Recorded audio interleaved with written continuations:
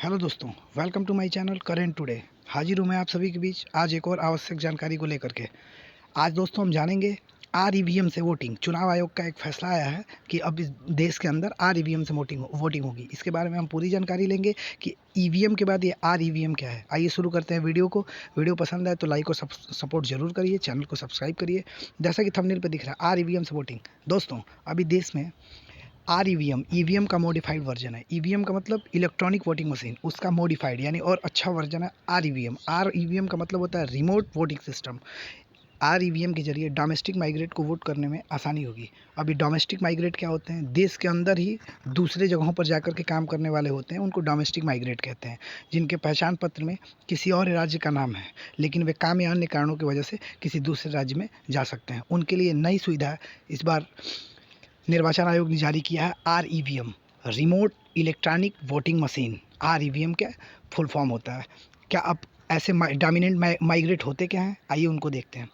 उदाहरण के तौर पर अगर आप उत्तर प्रदेश के रहने वाले हैं लेकिन काम, पढ़ाई या किसी और वजह से आप दिल्ली में रह रहे हैं, तो आप उत्तर प्रदेश के चुनाव के दौरान आप दिल्ली में बैठकर वोट दे पाएंगे, जैसा कि पहले नहीं होता था। और अमूमन भारतीय अप्रवासी जो होते हैं, जो भी लोग माइग्रेट होते हैं दूसरे राज्यों में जाके नौकरियां करते हैं, जैसे गुजरात, मुंबई वगैरह में, उनके पास एक तो पहले प्राइवेट नौकरी में इतनी ज़्यादा छुट्टियां मिलती नहीं हैं और ना ही उनको इतना समय मिल पाता है कि वो घर आकर के अपना वोट दे सके। इसलिए बहुत ज़्यादा वोट, जैसा कि आंकड़े बताते हैं, बहुत ज़्यादा संख्या में लोग वोट के अधिकार से अछूते रह जाते हैं, छूट जाते हैं। और इस लोकतंत्र, भारत दुनिया का सबसे बड़ा लोकतंत्र है और इसके अंदर यह एक सुधार, क्रांतिकारी सुधार है कि अब हम अपने कार्य के दौरान, चूँकि प्राइवेट नौकरी में उतनी ज़्यादा छुट्टियां मिल नहीं पाती हैं, उसके बाद भी हम जहां रहें हम वहां से ही वोट दे पाएँ। और ऐसा, हालांकि चुनाव आयोग ने बहुत सारे ऐसे तरीके अपनाए हैं जिससे कि हम जहाँ वर्क कर रहे हैं, मेहनत का काम कर रहे हैं, वहाँ पे हम वोट दे पाएँ, लेकिन उसकी वह इतनी कठिन प्रणाली होती है। जैसे हम जहाँ में हमारा अपना मूल निवास है,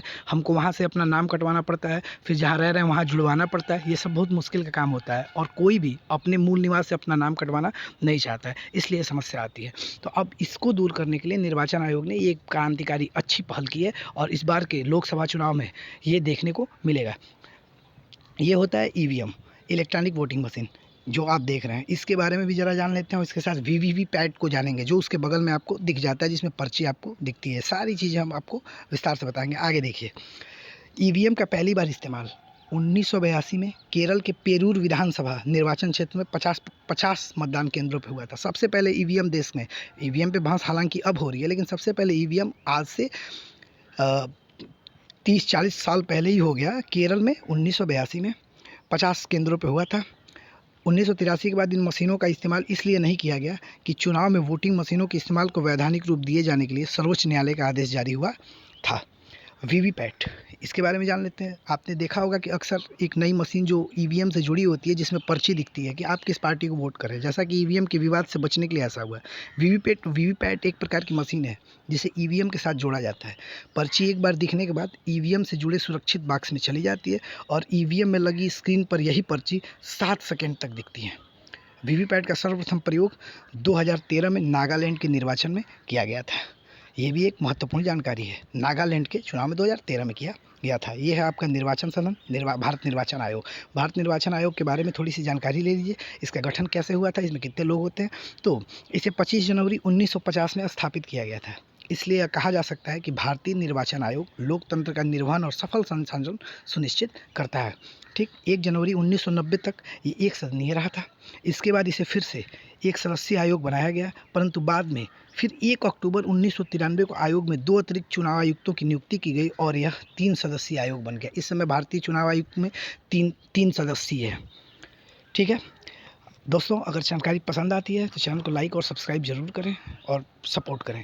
इसके साथ एक जानकारी जो मैंने इसमें मेंशन करना मैं भूल गया, इसके लिए मैं रियली सॉरी, वो ये है कि पंचायत चुनाव में, यानी कि नगर निगम और नगर पंचायत के चुनाव में, यानी टाउन एरिया के चुनाव में सबसे पहले मध्य प्रदेश में ईवीएम का प्रयोग किया गया था। Thanks for watching.